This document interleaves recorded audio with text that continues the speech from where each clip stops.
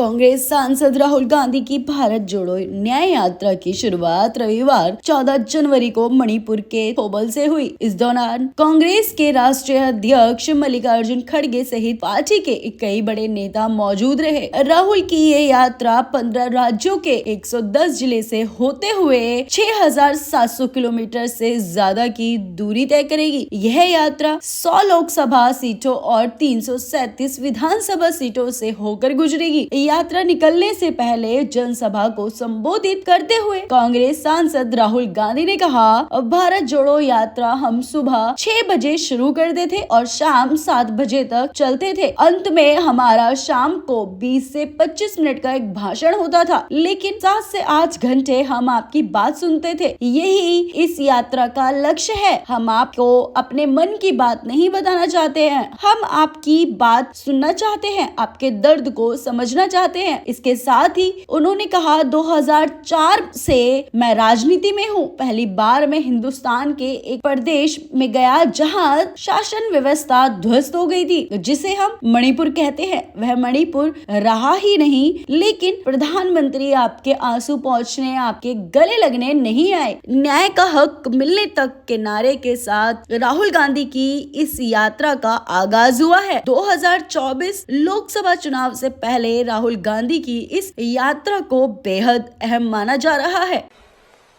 भारत जोड़ो यात्रा में हम सुबह शुरू करते थे, 6 बजे शुरू करते थे और 7 बजे रात तक हम चलते थे। हमारा भाषण 20-25 मिनट का होता था। शाम को हमारा एक भाषण होता था, मगर 7-8 घंटे हम आपकी बात सुनते थे। किसानों की, मजदूरों की, छोटे दुकानदारों की, महिलाओं की, युवाओं की, और यही इस यात्रा का लक्ष्य है। हम ज्यादा बोलना नहीं चाहते हैं, हम आपको अपनी मन की बात नहीं बताना चाहते हैं, हम आपकी मन की बात सुनना चाहते हैं, आपका दर्द समझना चाहते हैं। पहली बार मैं हिंदुस्तान के एक प्रदेश में गया जहां गवर्नेंस का पूरा इंफ्रास्ट्रक्चर कोलैप्स कर गया था। जिसको हम मणिपुर कहते थे, वो मणिपुर रहा ही नहीं, बट गया। कोने कोने में नफरत फैली, लाखों लोगों को नुकसान हुआ। भाई बहन, माता पिता आंखों के सामने मरे। और आज तक हिंदुस्तान के प्रधानमंत्री मणिपुर में आपके आंसू पोंछने, आपसे गले लगने, आपका हाथ पकड़ने नहीं आए। शर्म की बात। शायद नरेंद्र मोदी जी के लिए, बीजेपी और आरएसएस के लिए मणिपुर हिंदुस्तान का भाग ही नहीं है। आपका जो दुख है, आपका दर्द है, वो उनका दुख, उनका दर्द नहीं है।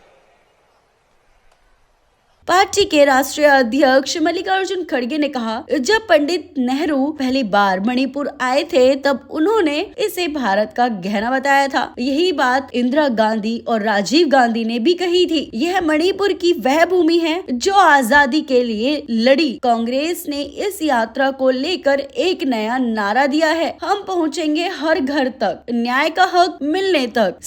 भाइयों, when Pandit Jawaharlal Nehru first visited Manipur, he described Manipur as the jewel of India.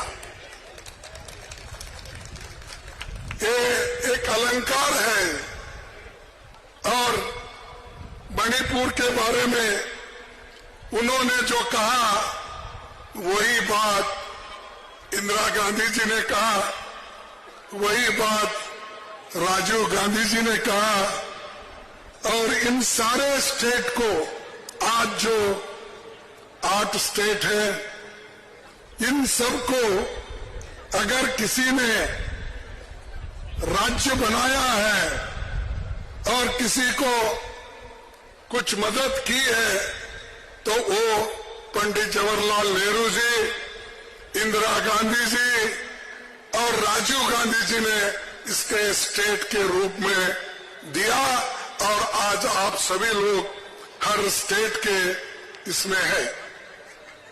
तो इसीलिए ये मणिपुर की ऐसी भूमि है जो देश के आजादी के लिए लड़ी।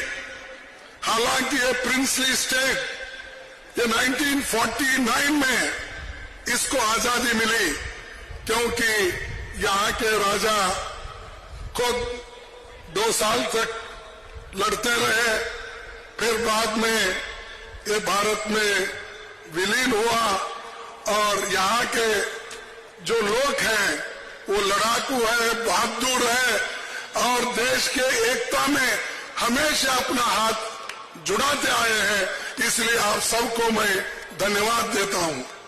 साथ ही कांग्रेस सांसद अधीर रंजन चौधरी ने कहा, कांग्रेस पार्टी और राहुल गांधी हमेशा कहते आए हैं कि हम सत्तारूढ़ पार्टी से विचारधारा की लड़ाई लड़ रहे हैं। न्याय की गुहार के साथ इस यात्रा की शुरुआत हो रही है। कांग्रेस पार्टी की विचारधारा ही देश को बचा सकती है और मजबूत कर सकती है। राहुल गांधी की इस यात्रा का चुनाव से कोई सरोकार नहीं है।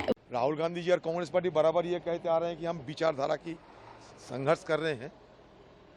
आज की सत्तारूढ़ पार्टी के साथ हमारा विचारधारा की लड़ाई है, और ये मकर संक्रांति के मतलब पावन दिन पर, और आज मणिपुर से, और वो भी हमारे जो योद्धा की जो स्थल है, वीर की जो स्थल है, वहाँ से ये यात्रा शुरू हो रहे हैं न्याय दिलाने के लिए। न्याय की गुहार लेकर राहुल गांधी जी की अगुवाई में फिर ये ईस्ट टू वेस्ट, मतलब मणिपुर टू मुंबई, ये यात्रा की शुरुआत आज हो रहे हैं।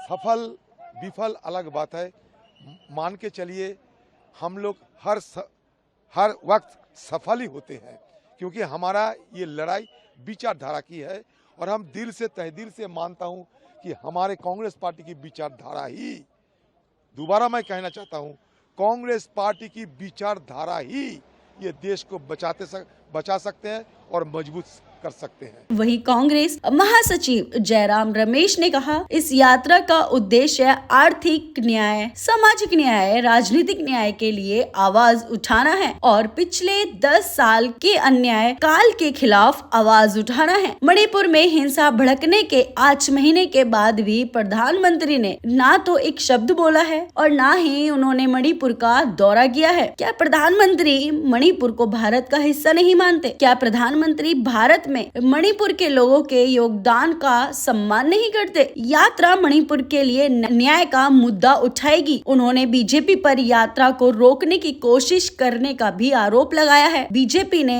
मणिपुर से भारत जोड़ो न्याय यात्रा की शुरुआत को रोकने की हर कोशिश की है। उन्होंने इम्फाल के पैलेस मैदान में होने वाली रैली के लिए अनुमति न देने समेत कई तरह की ओछी हरकतें की है, लेकिन यात्रा में बाधा डालने के उनके तमाम प्रयासों के बावजूद आज रैली शुरू होने से काफी पहले ही खोंगजोम का न्याय मैदान पूरी तरह से भर गया है। इस यात्रा के जरिए कांग्रेस का सबसे ज्यादा फोकस हिंदी बेल्ट पर है। हिंदी बेल्ट से मतलब है बिहार, झारखंड, उत्तर प्रदेश, छत्तीसगढ़, मध्य प्रदेश और राजस्थान। अब भारत जोड़ो न्याय यात्रा के दौरान कांग्रेस सबसे ज्यादा 11 दिन उत्तर प्रदेश में बिताएगी। यह यात्रा झारखंड से होते हुए यूपी में चंदौली में प्रवेश करेगी। वाराणसी, प्रयागराज, अमेठी, रायबरेली, लखनऊ, सीतापुर, लखीमपुर खीरी, शाहजहांपुर, बरेली, रामपुर, मुरादाबाद, मथुरा और आगरा होते हुए राजस्थान में प्रवेश करेगी।